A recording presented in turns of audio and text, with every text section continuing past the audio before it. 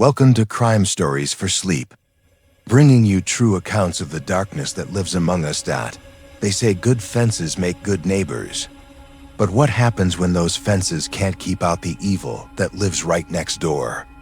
Tonight, we're exploring 5 disturbing true stories about neighbors whose friendly smiles hid sinister secrets, whose helpful gestures concealed predatory intentions, and whose ordinary suburban lives masked something far more terrifying. These are the stories your homeowners association doesn't want you to hear. Stories that remind us that sometimes the most dangerous strangers are the ones who know exactly where we live. Let's begin. Story 1. The Watch-in Windows. Margaret Chun had always prided herself on being observant. As a retired teacher living alone in the quiet Maple Grove subdivision, she found comfort in keeping track of the rhythms of her neighborhood.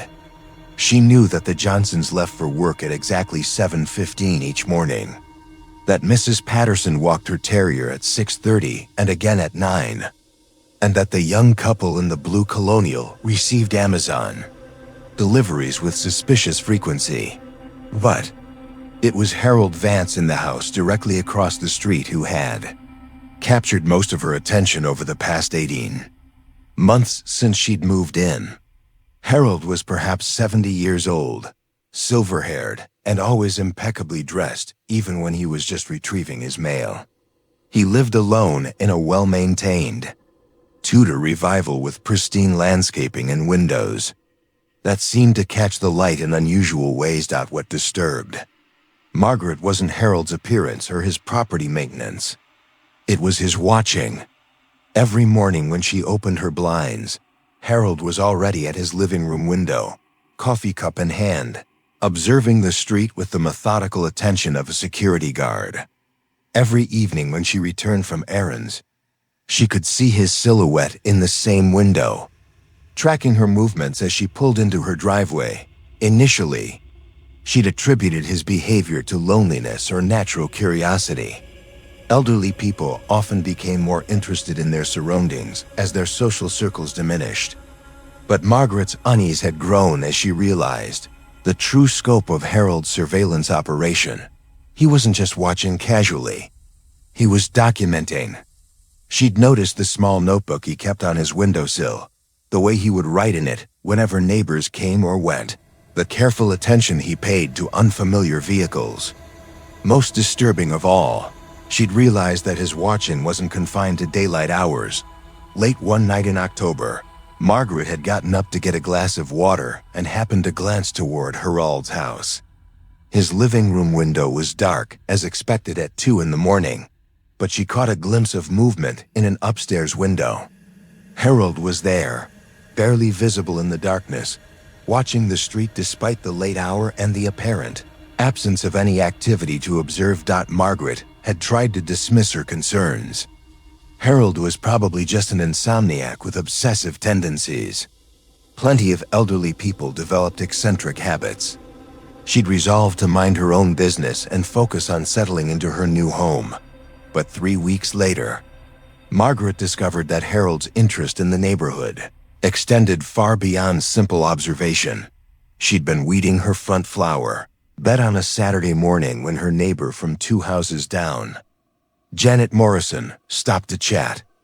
Janet was a friendly woman in her 50s who worked as a real estate agent and seemed to know everyone in the subdivision.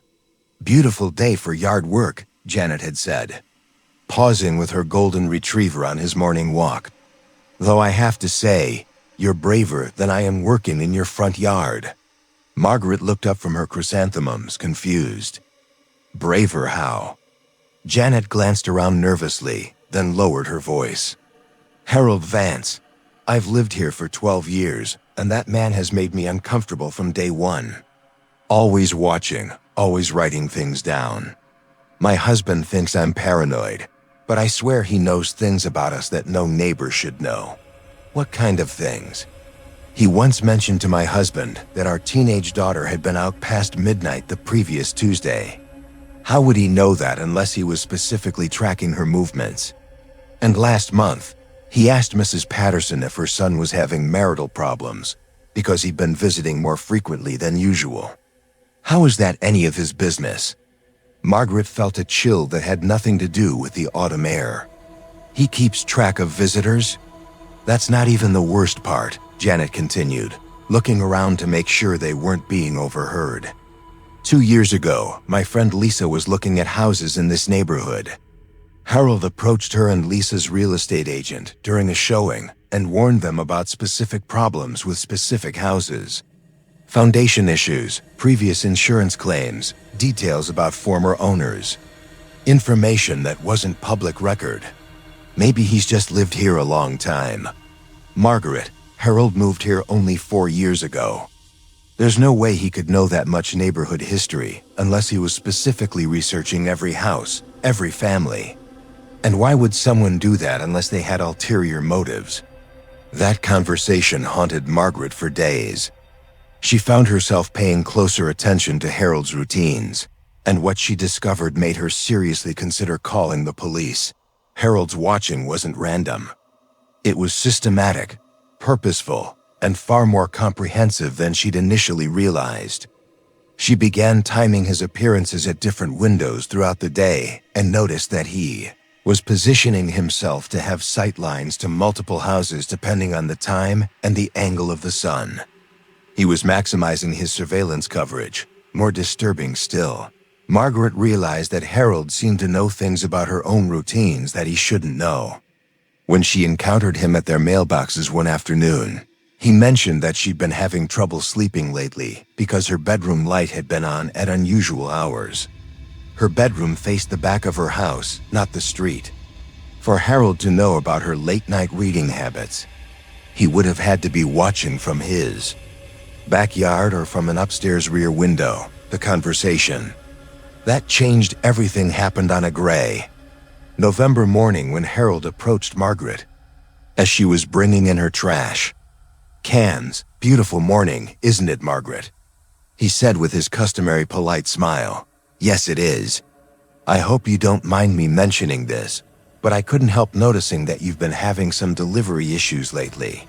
Margaret paused. She had indeed missed several package deliveries because she'd been out running errands, but she hadn't mentioned this to anyone. "I'm sorry?" "Your Amazon deliveries," Harold clarified helpfully. "You've had 3 attempts in the past 2 weeks, according to the tracking information. I thought you might want to consider having packages delivered to the pickup location at the grocery store instead." The blood drained from Margaret's face. Harold was somehow accessing her delivery tracking information. There was no innocent explanation for that level of knowledge about her personal packages. "How exactly do you know about my delivery tracking?" Harold's expression didn't change, but Margaret caught a flash of something calculating in his eyes. "I just pay attention to neighborhood activities. Community security, you understand. We all need to look out for each other." That evening, Margaret called the police non-emergency number to report her concerns about Harold's behavior. The officer who took her statement was polite, but clearly skeptical. "Ma'am, being observant isn't a crime. And unless he's directly threatening you or trespassing on your property, there's not much we can do. If he's accessing your personal information illegally, that might be a different matter. But you'd need proof." Proof. Margaret decided she would get proof. She began her own surveillance operation, documenting Harold's activities with the same methodical attention he paid to the neighborhood.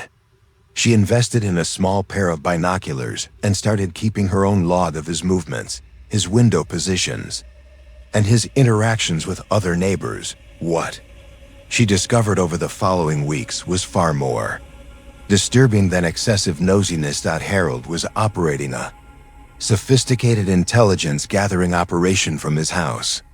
Margaret observed him using multiple pairs of binoculars and what appeared to be a telephoto camera lens. She noticed that he had installed small mirrors on his window frames that allowed him to watch around corners and see areas that weren't directly visible from his windows. Most alarming of all, Margaret realized that Harold was leaving his house for short periods during times when specific neighbors were away. She watched him walk casually past houses where he knew the owners were at work, pause near garbage cans and mailboxes, and even approach windows and doors when he thought no one was watching. Harold was conducting physical surveillance of their homes. Margaret documented everything with photographs and detailed notes. She was preparing to present her evidence to the police when Harold made an approach that revealed the true scope of his operation. He knocked on her door on a Tuesday evening in December, carrying a manila folder and wearing his usual pleasant expression. "Margaret, I hope you have a few minutes to chat. I have some information that I think you'll find very interesting." Against her better judgment, Margaret invited him into her living room. Harold sat down and opened his folder, revealing printed photographs and typed documents. "I've been doing some research into your background," he began conversationally. "Just routine due diligence, you understand. When new neighbors move in, I like to make sure they're the kind of people who will contribute positively to our community." The photographs were surveillance pictures of Margaret's previous house, her car, and her daily activities from before she'd moved to Maple Grove. The documents contained information about her employment history, her financial situation, and even her medical records. "Harold, this is completely inappropriate. How did you get this information?" "I have contacts in various industries," Harold replied calmly. "People who understand the importance of community security. The point is, Margaret, your background check came back clean. You're exactly the kind of neighbor we want in this subdivision." Margaret realized with growing horror that Harold was presenting her with a recruitment pitch. "I'm not interested in whatever you're suggesting. I think you're misunderstanding my intentions." Harold continued, his tone remaining pleasant, but his eyes growing colder. "This isn't an invitation, Margaret. This is how things work in this neighborhood. We all participate in community security. We all contribute information. We all help maintain the character of Maple Grove. And if someone refuses to participate..." Harold's smile widened, and for the first time, Margaret saw something predatory behind his polite facade. "Well, that would be unfortunate. You see, I've learned quite a lot about you over the past few months, Margaret. Your financial situation, your family relationships, your health concerns. Information like that can be useful in encouraging community cooperation." The threat was implicit, but unmistakable. Harold was blackmailing his neighbors into participating in his surveillance network. "I want you to leave my house right now." Harold gathered his folder and stood up slowly. "I'll give you some time to think about my proposal, Margaret. But I should mention that your niece Sarah, the one who lives in Portland, has been having some trouble at work lately. Something about questionable expense reports. It would be a shame if her employer received additional information that might jeopardize her position." Margaret's blood turned to ice. Sarah worked as an accountant for a small consulting firm and had mentioned some minor paperwork issues during their last phone call. For Harold to know about Sarah's employment troubles, he was either accessing confidential information or had enlisted informants far beyond their immediate neighborhood. After Harold left, Margaret sat in her living room staring at the door he'd just walked through, trying to process what had just happened. Harold wasn't just watching his neighbors. He was building dossiers on them, gathering compromising information, and using that information to coerce their participation in his surveillance operation. Margaret realized that her neighbors weren't just being observed. They were being controlled. She called the police again, this time reporting threats and possible blackmail. Detective Rodriguez arrived the following morning to take her statement and review her documentation. "This is definitely criminal behavior," he confirmed after reviewing her evidence. "But building a case is going to be challenging. We'll need to determine how he's accessing protected information, identify his sources, and find other victims willing to testify." "Other victims?" "Ma'am, if Harold has been operating this way for 4 years, He's probably developed information on every household in your subdivision. We're going to need to approach your neighbors carefully to see who else has been threatened or coerced. The investigation that followed revealed the true scope of Harold's operation. Over the past 4 years, he had systematically gathered compromising information on 43 households in the Maple Grove subdivision. Financial troubles, marital problems, employment issues, legal disputes, medical conditions, family secrets. Harold had developed detailed profiles on every resident and had used those profiles to manipulate neighbor behavior and maintain control over community dynamics. Some neighbors had been coerced into providing information about other residents. Others had been blackmailed into tolerating Harold's surveillance or even assisting with his intelligence gathering. A few families had moved away after receiving threats about exposure of personal information. Harold's contacts included employees at banks, hospitals, schools, and government agencies who provided confidential information in exchange for payment or other considerations. His network extended far beyond their small, suburban subdivision. The final detail that emerged during the investigation was perhaps the most chilling. Harold had been specifically targeting neighborhoods with desirable demographics, moving every few years to establish new surveillance operations in communities with residents who had the most to lose from exposure of embarrassing information. Margaret Chen had unknowingly moved next door to a predator who specialized in destroying the privacy and security that people expected in their own homes. Harold Vance was eventually charged with multiple felonies including identity theft, harassment, extortion, and violation of privacy laws. His conviction led to a 5-year prison sentence and revealed a pattern of similar operations in 3 other states over the previous 2 decades. Margaret still lives in Maple Grove, but she's installed security cameras, improved her home's physical security, and developed much closer relationships with neighbors.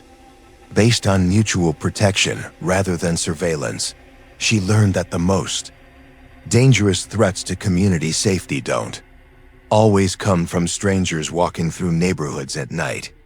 Sometimes they come from the people who know exactly where everyone lives and have made it their business to know everything else about their neighbors' lives.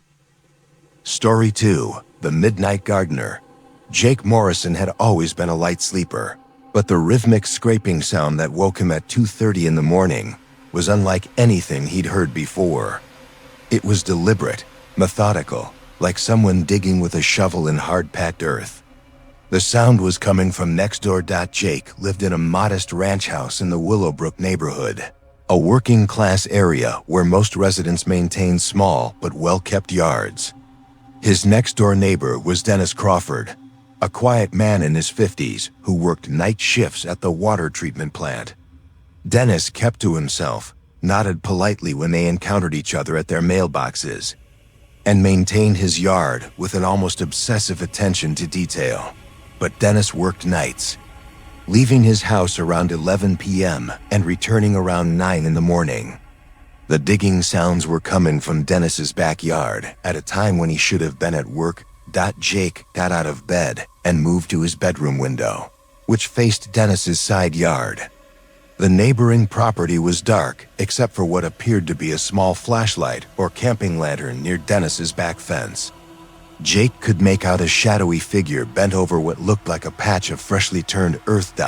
The rational explanation was that Dennis had called in sick or had gotten off work early. Maybe he was dealing with a plumbing emergency or installing a new sprinkler system. Jake tried to go back to sleep, but the digging continued for another hour before finally stopping around 3:30 the next morning. Jake's curiosity got the better of him. As he was leaving for work, he noticed that Dennis's truck was not in the driveway, suggesting that Dennis had indeed gone to work as usual after his early morning yard work. Jake walked to the fence that separated their properties and looked over into Dennis's backyard. What he saw puzzled him. There was indeed a patch of recently disturbed earth near the back fence, roughly 6 feet long and 3 feet wide. But instead of looking like the site of a repair project or landscaping improvement, the area looked deliberately concealed. Dennis had scattered dead leaves and small branches over the keys, turned earth, and had placed a few decorative stepping stones around the perimeter in a way that seemed designed to disguise the fact that any digging had taken place if Dennis was working on a legitimate yard project. Why was he trying to hide it? Jake might have dismissed his concerns if the midnight digging had been a one-time occurrence.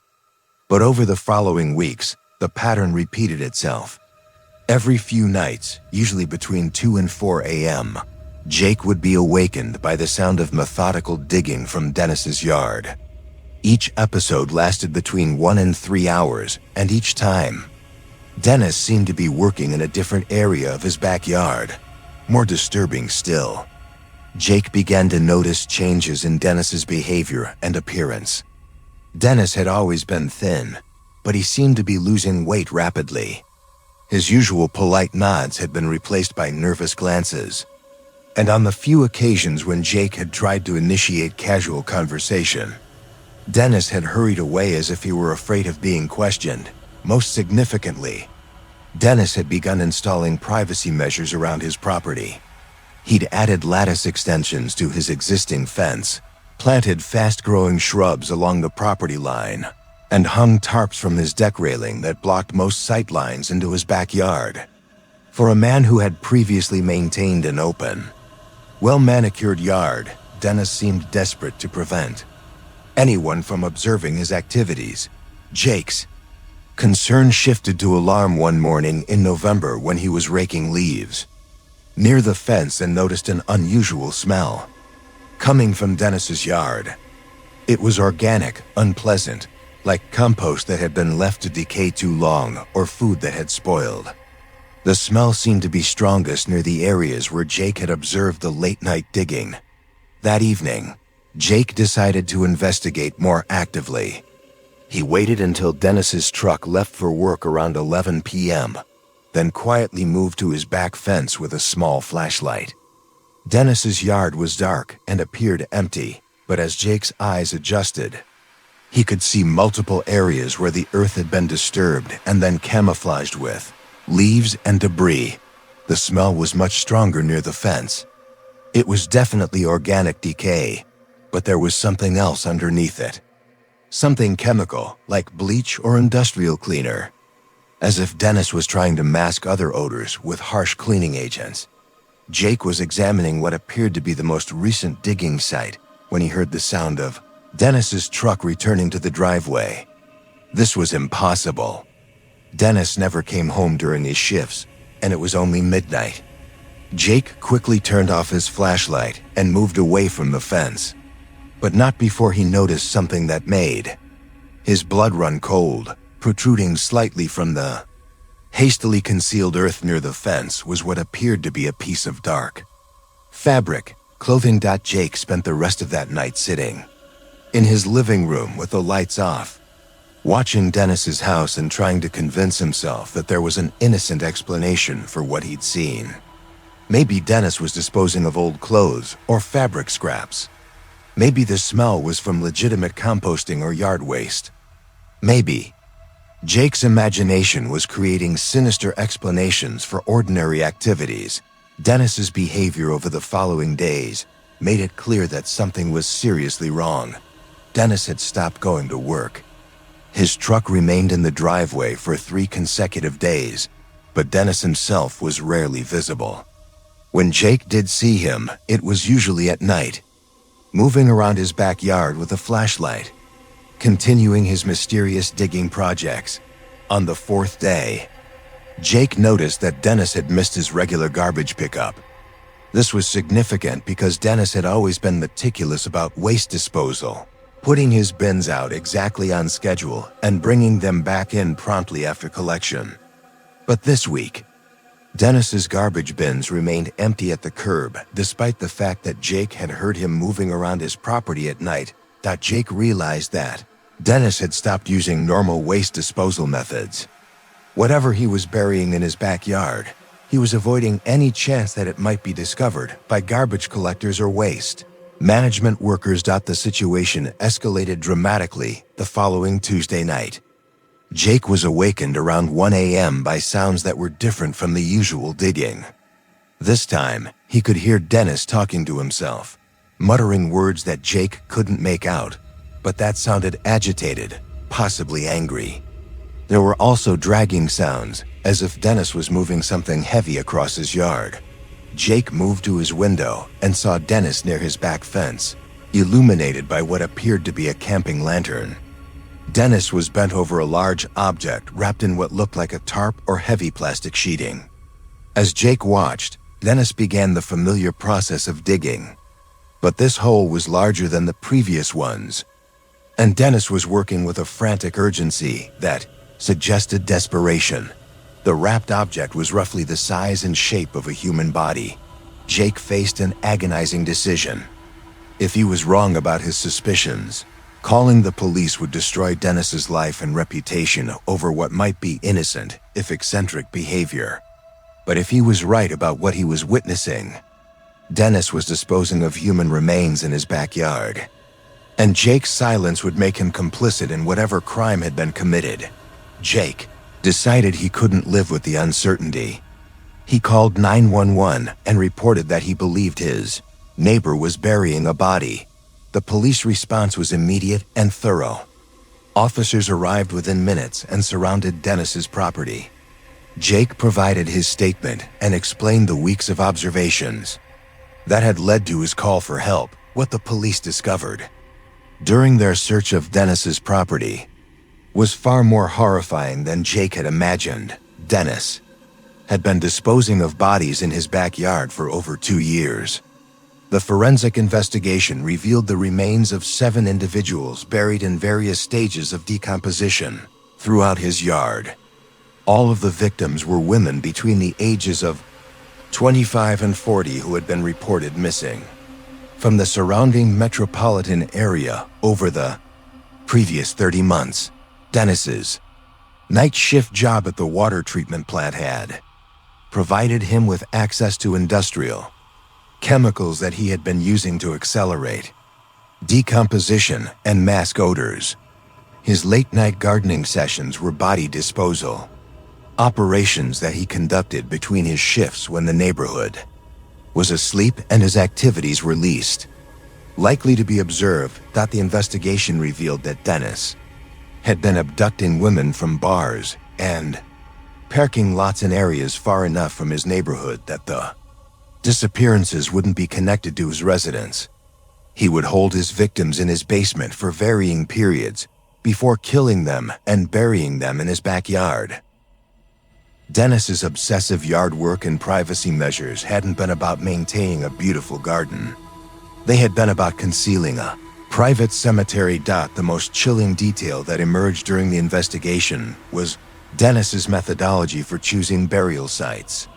He had been systematically using his entire backyard, burying bodies in a grid pattern that maximized the use of available space, while maintaining the appearance of normal landscaping. Dennis had been planning to continue his killing spree until his yard reached capacity, at which point he intended to move to a new house and begin the process again. The fabric that Jake had seen protruding from the ground belonged to Dennis's most recent victim, a 32-year-old nurse named Amanda Phillips, who had been abducted from a hospital parking garage 3 days before Jake made his 911 call. Amanda was still alive when the police arrived, imprisoned in Dennis's basement and scheduled to become the 8th body in his backyard garden. Jake's decision to trust his instincts and report his concerns had saved Amanda's life and led to Dennis's capture before he could claim additional victims. Dennis Crawford was eventually convicted of 7 counts of first-degree murder and 1 count of kidnapping. He received multiple life sentences without the possibility of parole. The Willowbrook neighborhood struggled to recover from the revelation that one of their quiet, unremarkable residents had been operating as a serial killer for years. Property values plummeted. Several families moved away, and residents reported feeling unsafe in a community where such extensive criminal activity had gone undetected for so long. Jake Morrison still lives in his house next to the property where Dennis's crimes were uncovered. The house itself was eventually demolished, and the lot remains empty. Jake has developed much closer relationships with his remaining neighbors, and the community has implemented informal watch programs designed to encourage residents to report suspicious activities rather than assuming that strange behavior has innocent explanations. The experience taught Jake that neighborhood safety depends not just on formal security measures, but on residents being willing to trust their instincts when something feels wrong. Sometimes the difference between a quiet suburban community and a crime scene is simply one person's willingness to make an uncomfortable phone call. Jake learned that the most dangerous neighbors are often the ones who seem the most ordinary, and that the sound of someone digging in their yard at night is always worth investigating. Story 3.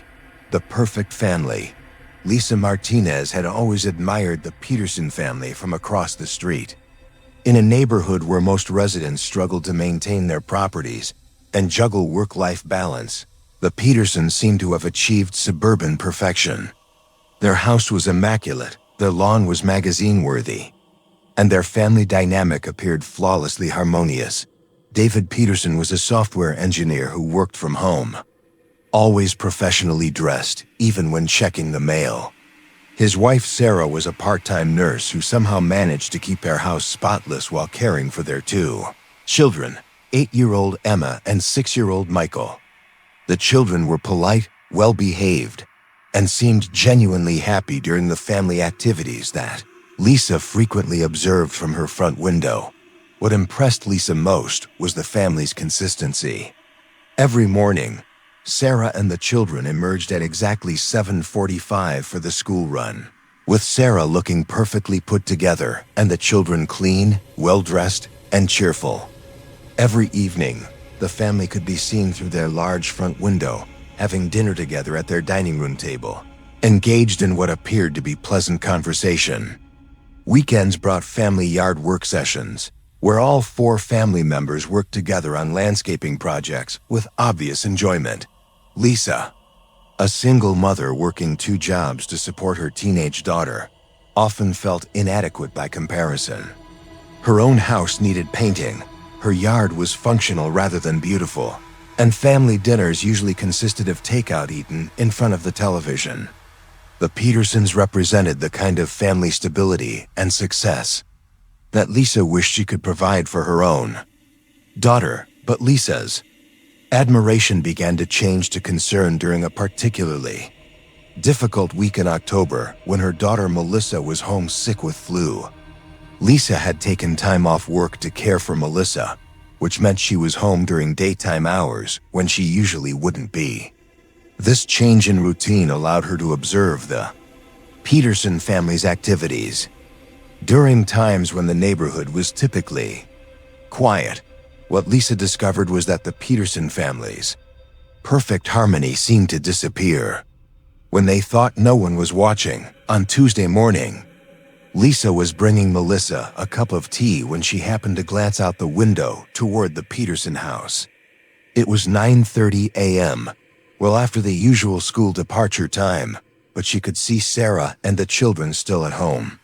Sarah was standing in the front yard holding what appeared to be a notebook, while Emma and Michael stood in front of her in their school clothes. From Lisa's vantage point, it looked like Sarah was conducting some kind of instruction session or rehearsal. She would say something while consulting her notebook, then the children would respond or perform some action. This went on for nearly 15 minutes before Sarah ushered the children back into the house. 20 minutes later, the family emerged again for what appeared to be their normal school departure routine. Sarah and the children looked exactly as they did every other morning, cheerful, well-organized, and perfectly synchronized. But Lisa had just witnessed them practicing this routine as if it were a performance rather than a natural family interaction. Over the following days, As Lisa continued her vigil with sick Melissa, she began to notice other inconsistencies in the Peterson family's seemingly perfect life. The family's evening dinner routine, which Lisa had always admired for its apparent warmth and connection, also seemed to involve a preparation phase that Lisa had never observed before. Around 5:30 each evening, before David presumably returned from his home office, Lisa could see Sarah positioning the children at the dining room table and distributing what looked like script pages or instruction sheets. The children would study these materials. Then Sarah would collect them before the family's actual dinner performance began. Most disturbing of all, Lisa realized that the children's cheerful demeanor seemed to be activated and deactivated like a switch. During the preparation phases, Emma and Michael appeared subdued, even fearful.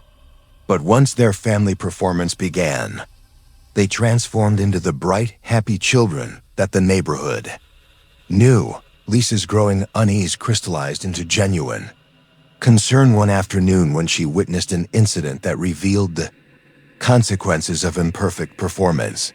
She was helping Melissa with homework at the kitchen table when they heard shouting from across the street. Through her window, Lisa could see into the Peterson family's living room, where Sarah appeared to be having an intense confrontation with Emma. Lisa couldn't hear specific words, but Sarah's body language was aggressive and intimidating. Emma was backing away, clearly frightened, while Michael cowered behind a chair. The confrontation lasted several minutes, ending with Sarah apparently giving Emma specific instructions while pointing toward different areas of the room. Emma nodded repeatedly, then began moving around the living room, positioning furniture and arranging objects while Sarah watched critically. 20 minutes later, Lisa saw David's car pull into the Peterson driveway. Immediately, the family transformed. Sarah became the cheerful, welcoming wife. Emma and Michael became the happy, well-adjusted children. The family's evening performance began right on schedule, with no indication of the conflict that had preceded it. Lisa realized that the Peterson family's perfection was entirely manufactured. They were performing the roles of an ideal family rather than actually being one. But Lisa's most alarming discovery was yet to come. On Friday afternoon, Lisa was taking out garbage when she heard crying coming from the Peterson house. Not the ordinary crying of children having tantrums or minor accidents, but sustained, anguished sobbing that suggested genuine distress. Lisa approached the fence that separated their properties and tried to locate the source of the crying. It seemed to be coming from the Petersons' basement, audible through a small window that was partially open despite the cool October weather. As Lisa listened, she could hear Sarah's voice, apparently giving instructions or making demands, followed by more crying and what sounded like apologies from both children. This went on for nearly an hour, with the children's distress remaining constant throughout. When the family emerged for their evening dinner routine 2 hours later, Emma and Michael showed no trace of their previous distress. They were, once again, the perfect children performing their roles in the family's nightly show. Lisa faced an agonizing decision. The Peterson children were clearly being subjected to some form of psychological abuse, trained to perform happiness while experiencing fear and distress in private. But Lisa also knew that child protective services required evidence of serious harm, and it would be difficult to prove that teaching children to act happy constituted actionable abuse. Lisa decided to document what she was observing.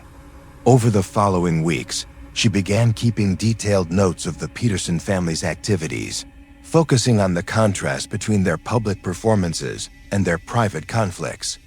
She also started taking photographs when possible, trying to capture evidence of the children's distress during preparation periods and their transformation into perfect family members during performance.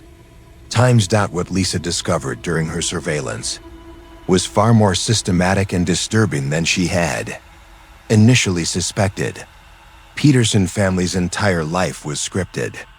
Sarah maintained detailed notebooks containing instructions for every aspect of the family's public appearances: how the children should dress, how they should speak to neighbors, how they should behave during family activities, even how they should express emotions during public interactions. The children were required to memorize and rehearse their roles constantly. Any deviation from the script resulted in punishment sessions in the basement, where Sarah would subject them to intense criticism and emotional manipulation until they could perform their roles flawlessly. David appeared to be both a participant in and victim of this system. Lisa observed him receiving instruction sessions similar to the children's, suggesting that Sarah was the director of the family's performance, and that everyone else was required to follow her vision of family perfection. The most disturbing aspect of the system was its purpose. Through careful observation and eventually through conversations with other neighbors, Lisa learned that Sarah was using the family's perfect image to gain access to other children in the Figa neighborhood. Sarah volunteered for school activities, hosted playdates, and offered babysitting services to families who trusted her because of the Peterson family's reputation for stability and good values. But these activities were giving Sarah access to children who then became subjects for her psychological manipulation and control. Several neighborhood families reported that their children had returned from Peterson family activities with new anxieties about their own family's adequacy. Children who had previously been confident and happy were suddenly critical of their parents' parenting, their home's cleanliness, and their family's dynamics. Sarah was teaching other children that their families were deficient compared to the Peterson standard. Lisa realized that Sarah Peterson was not just abusing her own children. She was using her manufactured family perfection as a weapon to undermine other families and gain psychological control over additional children. The investigation that followed, Lisa's report to Child Protective Services, revealed the full scope of Sarah's manipulation system. The Peterson family had moved 4 times in the previous 10 years, establishing the same pattern in each new community: create an image of family perfection, gain the trust of neighbors, access their children, and then use psychological manipulation to establish control. Emma and Michael Peterson had been trained since early childhood to perform happiness and family satisfaction while living in a state of constant fear and emotional abuse. Their apparent well-being was the product of sophisticated psychological conditioning designed to hide the reality of their home life. David Peterson, the seemingly successful software engineer, had been completely controlled by Sarah for over a decade. His work-from-home arrangement wasn't a professional choice, but a requirement that allowed Sarah to monitor and direct his behavior. Throughout the day, the basement of the Peterson house contained extensive documentation of Sarah's methods, including detailed psychological profiles of neighborhood children and plans for expanding her influence within the community. Sarah had been developing a systematic approach to family destruction that went far beyond simple child abuse. Sarah Peterson was eventually charged with child abuse, psychological torture, and reckless endangerment. Her conviction led to a 10-year prison sentence and resulted in Emma and Michael being placed in protective custody with relatives who could provide actual rather than performed family stability. David Peterson required extensive therapy to recover from years of psychological control and was eventually able to develop genuine relationships with his children based on their actual personalities rather than their scripted roles. The Willowbrook neighborhood struggled to recover from the revelation that their model family had been a carefully constructed facade designed to harm children. Several families reported guilt and confusion about their own parenting after years of comparing themselves to the Peterson standard. Lisa Martinez became an advocate for child protection awareness, helping other parents recognize the difference between genuine family health and performed family perfection. Her experience taught her that the families who seem to have everything figured out are often the ones most desperately trying to hide their actual dysfunction. She learned that true family success is measured not by public performances but by children's genuine emotional security, and that the most dangerous predators are often the ones who have successfully convinced their communities that they represent ideal family values. Story 4. The Helpful Neighbor. When elderly Mrs. Chun broke her ankle in a fall on her front steps, her neighbor Rick Paulson was the first to offer assistance. Rick lived next door in a well-maintained ranch house and worked as a handyman, so he seemed like the perfect person to help with the various tasks that Mrs. Chun could no longer manage while she recovered. Rick's initial offers of help were exactly what Mrs. Chun needed. He shoveled her driveway after snowstorms, brought in her mail and packages, picked up groceries when she couldn't drive, and even helped with small household repairs that had been beyond her capabilities even before her injury. Mrs. Chun, who was 78 and had been living alone since her husband's death 3 years earlier, was grateful for Rick's kindness. He was polite, reliable, and never asked for payment, despite the considerable time and effort he spent helping her. Rick seemed to genuinely enjoy being useful, and Mrs. Chun appreciated having a neighbor who cared about her welfare. But Mrs. Chun's gratitude began to shift toward discomfort as Rick's helpfulness became increasingly intrusive and controlling. It started with small boundary violations that Mrs. Chun initially attributed to cultural differences or misunderstandings. Rick would enter her house without knocking when he came to help, explaining that he didn't want her to have to walk to the door with her injured ankle. He would organize her kitchen cabinets and rearrange her living room furniture without asking, claiming he was making things more convenient for her limited mobility. Most significantly, Rick began making decisions about Mrs. Chun's daily activities without consulting her. He would arrive with groceries he had chosen, schedule repair appointments with contractors he had selected, and even make medical appointments with doctors he recommended. When Mrs. Chun protested that she preferred to make her own decisions, Rick would express hurt feelings and remind her of everything he was doing to help her. Mrs. Chun found herself in the uncomfortable position of being grateful for assistance she increasingly didn't want from a person who was making her feel like a guest in her own home.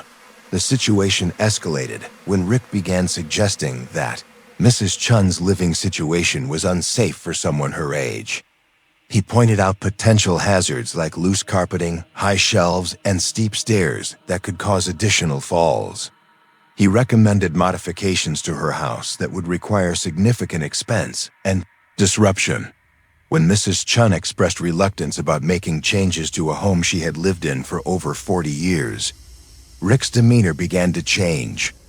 His helpful suggestions became persistent arguments. His gentle assistance became frustrated criticism. He started pointing out Mrs. Chun's limitations and mistakes as evidence that she needed more comprehensive help than she was willing to accept. Turning point came when Mrs. Chun discovered that Rick had been going through her personal belongings and financial documents while she was sleeping or out of the house. Mrs. Chun had always been private about her finances, but Rick had somehow learned specific details about her savings accounts, investment portfolio, and pension income.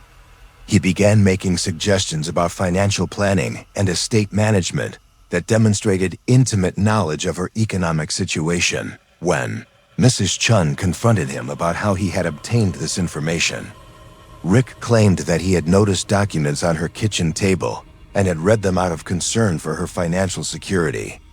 But Mrs. Chun knew she had never left financial documents in areas where Rick would have legitimate access to them. Mrs. Chun realized that Rick had been systematically searching her house during his helpful visits, gathering information that she had never chosen to share with him.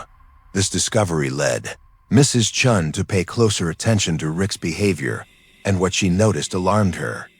Rick seemed to know details about her daily routines, her phone conversations, and her correspondence that he could only have learned through deliberate surveillance.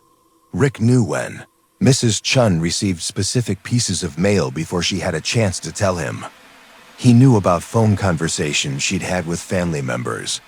He even knew about private medical concerns that she hadn't discussed with anyone. Mrs. Chun began to suspect that Rick had installed some form of monitoring equipment in her house during his helpful visits. The realization that her privacy had been systematically violated was devastating for Mrs. Chun. Her own home no longer felt safe or private. She couldn't have conversations, handle personal business, or simply live her life without feeling like she was being observed and judged. But when Mrs. Chun tried to establish boundaries with Rick, his helpful persona completely disappeared. Rick became angry and accusatory when Mrs. Chun told him she no longer needed his assistance. He reminded her of everything he had done for her and suggested that she was being ungrateful and unreasonable. He pointed out her age and physical limitations as evidence that she couldn't manage without his help. Most disturbingly, Rick began making veiled threats about Mrs. Chun's safety and security. He mentioned how vulnerable she was living alone, how easy it would be for someone to take advantage of her, and how dangerous it was for elderly people to be too independent. Mrs. Chun realized that Rick's helpfulness had been a systematic method of gaining control over her life, her home, and her decision-making. His assistance had been designed to create dependency rather than to provide genuine help. When Mrs. Chun attempted to limit Rick's access to her house by asking for her spare key back, Rick claimed he had lost it. When she had her locks changed, Rick expressed hurt and anger at being excluded from helping someone who clearly needed assistance. Rick's behavior became increasingly erratic and threatening. He would stand in his yard, staring at Mrs. Chun's house for extended periods. He would approach Mrs. Chun when she was in her garden or getting her mail, demanding explanations for why she no longer wanted his help. He began spreading rumors in the neighborhood that Mrs. Chun was becoming senile and was making dangerous decisions about her living situation.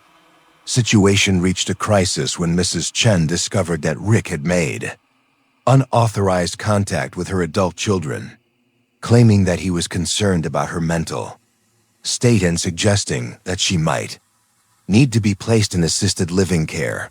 Rick had positioned himself as the concerned neighbor who was trying to protect Mrs. Chun from her own poor judgment. He had presented her desire for privacy and independence as evidence of cognitive decline that required intervention from her family. Mrs. Chun's children, who lived in other states and relied on Rick's reports about their mother's condition, began pressuring her to accept more help or consider moving to a care facility. Mrs. Chun realized that Rick's ultimate goal was not to help her, but to undermine her independence until she was forced to give up her home and her autonomy. Mrs. Chun's breakthrough came when she confided in her neighbor across the street, Janet Wilson, about her concerns regarding Rick's behavior. Janet revealed that Mrs. Chun was not Rick's first elderly target.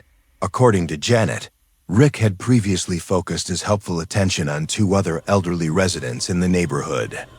Both situations had followed the same pattern: initial genuine helpfulness, gradual boundary violations, financial surveillance, increased control, and eventual pressure to make major life changes that benefited Rick. The first elderly neighbor, Mr. Harrison, had eventually signed over power of attorney to Rick and had moved to a nursing home after Rick convinced his family that independent living was no longer safe.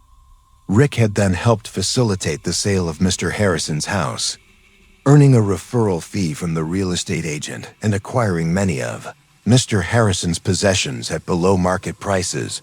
The second neighbor, Mrs. Foster, had resisted Rick's pressure for much longer, but had eventually moved to assisted living after Rick's reports about her declining mental state led to family intervention. Rick had then rented Mrs. Foster's house from her, children and was subletting it at a significant profit. Janet revealed that several neighbors had been uncomfortable with Rick's pattern of targeting elderly residents, but had been reluctant to interfere with what appeared to be genuine. Mrs.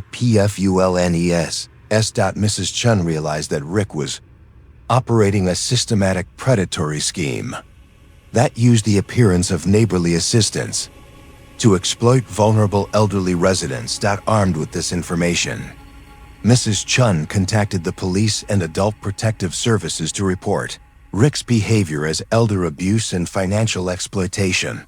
The investigation that followed revealed the full scope of Rick's operation. Over the previous 5 years, Rick had targeted 9 elderly residents in 3 different neighborhoods, using identical methods to gain control over their lives and profit from their vulnerability.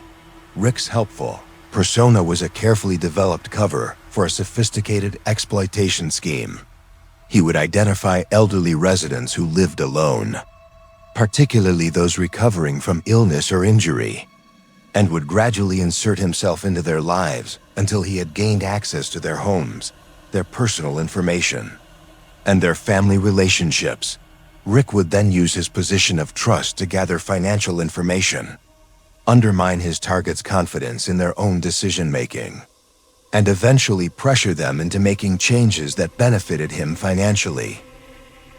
Rick's basement contained detailed files on potential targets, including surveillance photos, financial information, and psychological profiles designed to identify the most effective manipulation strategies for each individual.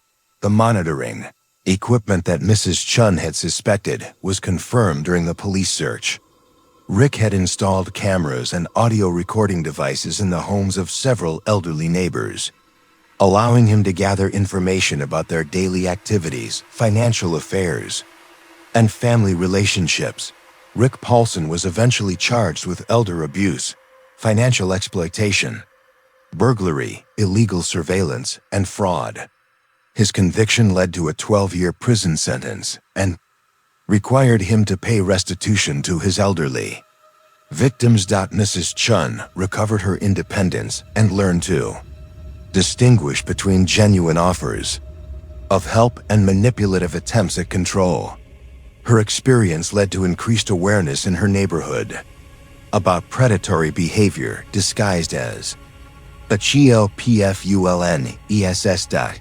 The investigation also revealed that Rick's exploitation had been facilitated by social expectations that elderly people should be grateful for any assistance offered, and that questioning someone's helpfulness was ungracious or paranoid. Mrs. Chun became an advocate for elderly independence, helping other seniors recognize the difference between genuine support and predatory control.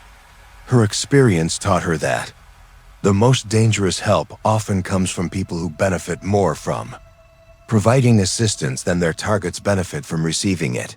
She learned that true helpfulness empowers people to maintain their independence, while predatory assistance creates dependency that serves the helper's interests rather than the person being helped.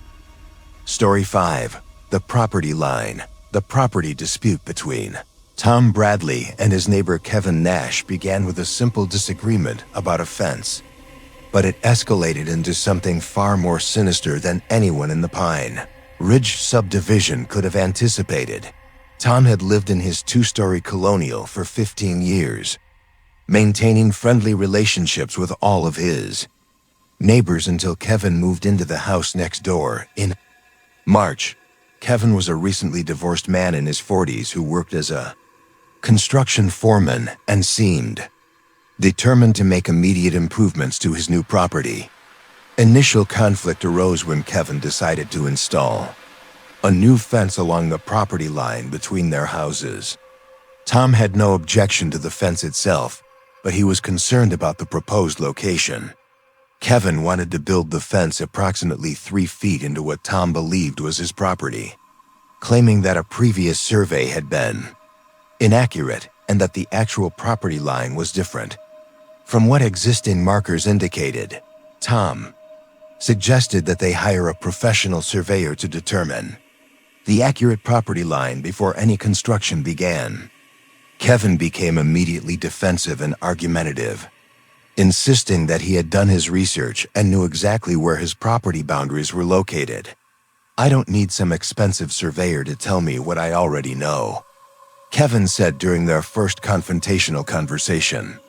"That fence is going where I say it's going, and if you have a problem with that, we can settle it like men." Tom tried to de-escalate the situation by offering to split the cost of a professional survey. But Kevin interpreted this as an accusation that he was trying to steal Tom's land. Kevin's response was aggressive and intimidating, involving profanity and veiled threats about what would happen if Tom continued to interfere with his property improvements. Tom decided to have the survey done at his own expense. The results confirmed his original understanding. Kevin's proposed fence location would indeed encroach on Tom's property by approximately 2.5 feet along a 100-foot boundary line. When Tom presented the survey results to Kevin, along with an offer to discuss a reasonable compromise, Kevin's reaction was explosive. He accused Tom of hiring a fraudulent surveyor, claimed that the entire neighborhood was conspiring against him, and threatened to make Tom's life miserable if he continued to oppose the fence project. "You think you can push me around because you've lived here longer?" Kevin shouted during this confrontation. "I'll show you what happens when you mess with the wrong person." Tom tried to involve their homeowners association in mediating the dispute, but this only intensified Kevin's anger and paranoia. Kevin began accusing Tom of trying to destroy his property values and damage his reputation in the community. What followed was a campaign of harassment and intimidation that went far beyond a normal property dispute. Kevin began with petty but persistent acts of retaliation. He would play loud music late at night, specifically positioned near the windows closest to Tom's house. He would run power tools and construction equipment early in the morning, starting work at 6 a.m. despite neighborhood noise ordinances that prohibited such activities before 8 a.m. Kevin also began parking his work truck in ways that blocked Tom's access to his driveway and mailbox. When Tom asked him to move the truck, Kevin would claim he had every right to park on the street and would move the truck only a few feet, continuing to create access problems. But Kevin's harassment quickly escalated beyond noise and parking issues. Kevin began tampering with Tom's property in ways that were designed to cause damage and frustration while being difficult to prove. Tom's sprinkler system began malfunctioning, with broken heads and severed lines that appeared to be the result of deliberate sabotage. Tom's garbage cans would be knocked over and scattered across his yard, always on nights before garbage pickup when the mess would be most inconvenient. Most disturbingly, Kevin began killing Tom's landscaping. Tom's mature oak tree, which had been healthy for over 20 years, suddenly began showing signs of disease and stress. His flower beds and shrubs started dying, despite proper care and adequate watering. Tom suspected that Kevin was poisoning his plants, but proving deliberate sabotage was nearly impossible. Kevin's activities always occurred at night or when Tom was away from home, and the damage appeared to be consistent with natural plant diseases or pest problems. Tom installed security cameras around his property, which seemed to reduce the frequency of obvious vandalism but didn't stop Kevin's harassment campaign. Kevin adapted his tactics to avoid direct documentation. Instead of obviously damaging Tom's property, Kevin began engaging in psychological warfare designed to make Tom feel constantly threatened and unsafe. Kevin would stand in his yard staring at Tom's house for extended periods, particularly when Tom's wife and teenage daughter were home alone. He would work in his yard late at night with bright floodlights pointed toward Tom's windows, making it impossible for the family to sleep peacefully. Kevin also began gathering personal information about Tom's family and using it in ways that felt threatening. He somehow learned Tom's daughter's name, school schedule, and extracurricular activities, and would make comments about her appearance and activities that felt predatory and inappropriate. When Tom's wife Jennifer was gardening in their backyard, Kevin would emerge from his house and position himself where he could watch her, often making comments about her appearance or asking personal questions about her daily routines. The situation escalated dramatically when Kevin began making direct threats against Tom's family. During a confrontation about Kevin's continued fence construction. Despite the survey results, Kevin told Tom that he knew when Tom's family was home alone and when they went to bed at night. He mentioned that he knew Jennifer's work schedule and their daughter's school pickup time. Accidents happen all the time in neighborhoods like this, Kevin said with a cold smile. People get hurt when they don't mind their own business. Tom reported Kevin's threatening behavior to the police, but the response was limited. Officers took a statement and advised Tom to document any future incidents, but they explained that verbal threats and intimidating behavior were difficult to prosecute without evidence of specific criminal acts. Kevin seemed to understand exactly how far he could push without crossing clear legal boundaries. The psychological pressure on Tom's family became unbearable. Jennifer began having anxiety attacks about being home alone. Their daughter started having nightmares and begged her parents to move to a different neighborhood. Tom found himself constantly checking security cameras and looking over his shoulder whenever he was outside his house. Kevin's campaign of intimidation was achieving its goal, making the Bradley family's life so miserable that they would consider moving rather than continuing to fight about the property line.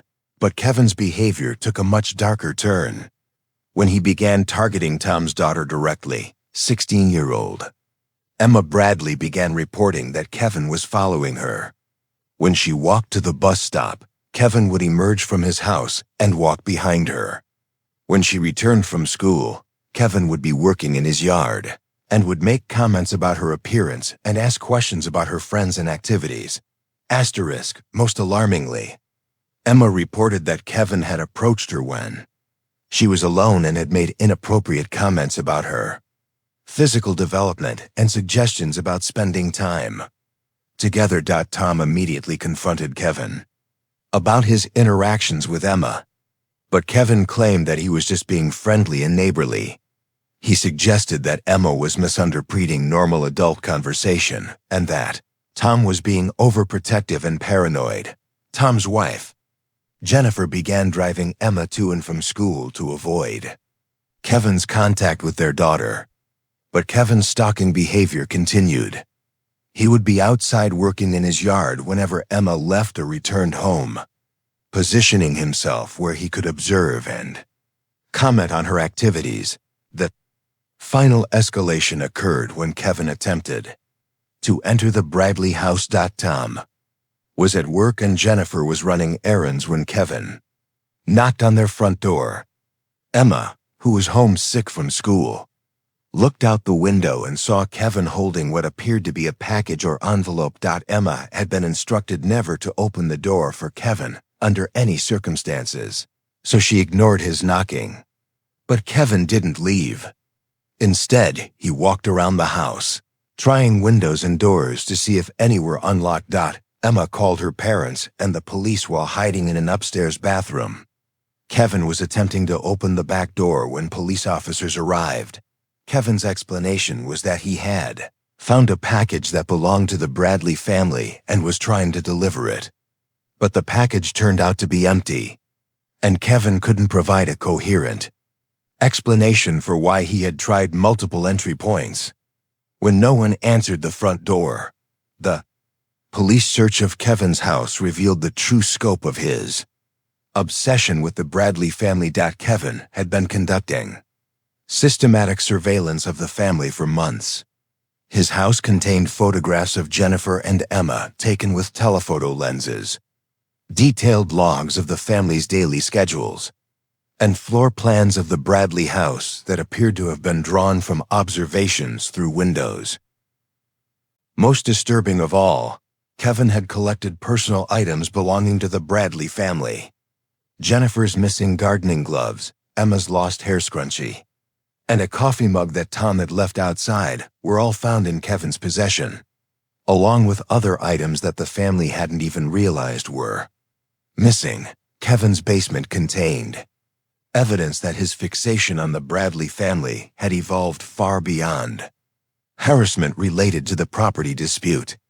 Kevin had developed detailed plans for breaking into their house and had been collecting tools and materials that suggested he was planning some form of assault or abduction. The property line dispute had been a pretext for Kevin to establish contact with his neighbors and begin a predatory campaign that had nothing to do with fence location and everything to do with Kevin's desire to dominate and control the family next door. Kevin Nash was eventually charged with stalking, attempted breaking and entering, harassment, and possession of burglary tools. Additional charges were filed related to his surveillance and collection of personal property belonging to the Bradley family. The investigation revealed that Kevin had a history of similar behavior with neighbors in his previous residence, and that his divorce had been partially motivated by his wife's fear of his escalating, controlling, and threatening behavior. Kevin's conviction led to a 5-year prison sentence and a permanent restraining order protecting the Bradley family from future contact. Tom Bradley learned that property disputes with neighbors can quickly escalate beyond legal disagreements into personal safety threats, particularly when dealing with individuals who have underlying predatory or controlling tendencies. The experience taught the Bradley family the importance of documenting threatening behavior, involving law enforcement early in escalating situations, and prioritizing family safety over property rights when dealing with dangerous neighbors. Tom's advice to other homeowners facing similar situations is to never assume that neighbor disputes will remain within reasonable boundaries, and to seek professional help immediately when interactions become threatening or intimidating. Sometimes, the person arguing about 3 feet of property line is really planning to take much more than that.